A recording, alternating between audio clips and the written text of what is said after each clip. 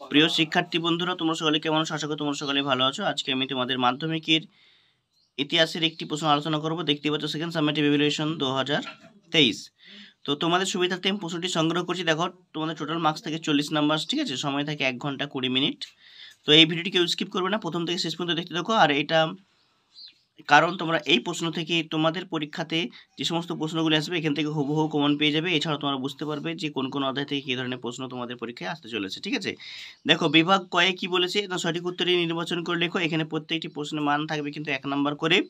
তো প্রথমে দেখো 10টা প্রশ্ন দিয়ে আছে, 10টার মধ্যে 10টা করলেই তোমরা 10 নাম্বার পেয়ে যাচ্ছ, কারণ প্রত্যেকটি প্রশ্নের মান আছে 1 নাম্বার করে। আর প্রত্যেকটা প্রশ্নতে 4টে করে অপশন আছে। এই 4টে অপশনের মধ্যে যেটি সঠিক উত্তর হবে সেটি তোমাদের পরীক্ষার খাতায় লিখে আসতে হবে। আর এই প্রশ্নের উত্তরগুলি তোমরা পেতে চাও, অবশ্যই আমাকে কমেন্ট বক্সে কমেন্ট করে জানাও। তাহলে আমি তোমাদের আরেকটি আলাদা ভিডিও তৈরি করে তোমাদের উত্তরগুলি সেই ভিডিওতে করে দেবো, ঠিক আছে? আমি প্রশ্নগুলি ধীরে ধীরে দেখাচ্ছি, তোমরা অবশ্যই একটি খাতা পেন নিয়ে বসো, তো প্রশ্নগুলি তুলে নাও অথবা তোমাদের বইতে দাগ নিয়ে নিতে পারো। আর এই প্রশ্নের উত্তরগুলি তোমাদের যে কোনো টেস্ট অথবা যে কোনো রেফারেন্সে পেয়ে যাবে, তোমরা সেখান থেকেও দেখে নিতে পারো। আমি ভিডিওটি ধীরে ধীরে দেখাচ্ছি, তোমরা দেখতে থাকো। তারপর তো কি বলছে, বিভাগ খয়ে বলা আছে যে নিচের প্রশ্নগুলি উত্তর দাও। উপবিভাগ 2.1 ক স্তম্ভের সঙ্গে খ স্তম্ভ মিলাও। দেখো, প্রথমে মিল করে দিয়ে আছে, এখানে 6টি করলে তোমরা 6 নাম্বার পাবে। প্রত্যেকটি প্রশ্নের মান আছে এখানেও 1 নাম্বার করে। উপবিভাগ 2, এখানে রেখা মানচিত্রে দেখাতে বলেছে। দেখো, বিশ্বভারতী বিশ্ববিদ্যালয় এবং ব্যারাকপুর আর চৌরিচৌরা ঘটনা, এই তিনটি তোমাদের রেখা মানচিত্র দেখাতে বলেছে। আমি এই রেখা মানচিত্রের সাজেশন অলরেডি দিয়ে রেখেছি, তোমরা অবশ্যই সেখান থেকে দেখে নিতে পারো। বিভাগ গয়ে কি বলেছে, 2টি বা 3টি নিম্নলিখিত প্রশ্নের উত্তর দাও, যে কোনো 4টি। এখানে প্রত্যেকটি প্রশ্নের মান কিন্তু 2 নাম্বার করে আছে। তো 4টে করলে তোমরা 4 দুগুণে 8 নাম্বার পেয়ে যাচ্ছ। খুব সহজ প্রশ্ন, এবং তোমাদের এই প্রশ্নগুলি তোমাদের পরীক্ষাতে আসার সম্ভাবনা সব থেকে বেশি। তোমরা অবশ্যই ভালো করে এই প্রশ্নগুলি অ্যান্সার মুখস্থ করে নাও।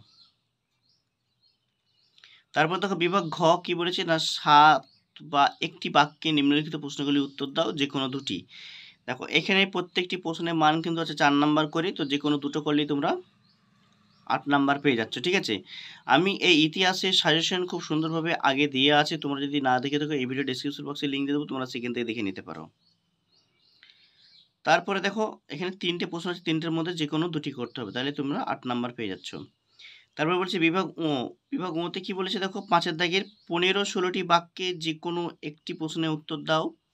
তো এখানে প্রত্যেকটি প্রশ্নের মান আছে কিন্তু 8 নাম্বার করে, তো যে কোনো একটি প্রশ্নের উত্তর দিলে তুমি 8 নাম্বার পাচ্ছ। এখানে প্রশ্ন দিয়ে আছে মোট 3টে, এই 3টের মধ্যে যে কোনো একটা করতে হবে, আর যে কোনো একটা করলে তুমি 8 নাম্বার পাবে, ঠিক আছে? তো এই 3টে প্রশ্নই কিন্তু খুব গুরুত্বপূর্ণ, তোমরা অবশ্যই ভালো করে মুখস্থ করবে, কারণ তোমাদের সেকেন্ড সাবমিটিভ ইভ্যালুয়েশনে আসার সম্ভাবনা বেশি।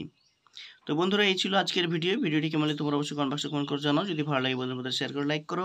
চ্যানেলে নতুন হলে চ্যানেলটিকে এক্ষুনি একটু সাবস্ক্রাইব করে পাশে থাকা নোটিফিকেশন অন করো, যাতে করে এই ধরনের ভিডিও যখনই আপলোড করব তোমাদের কাছে সবার আগে নোটিফিকেশন পৌঁছে যায়।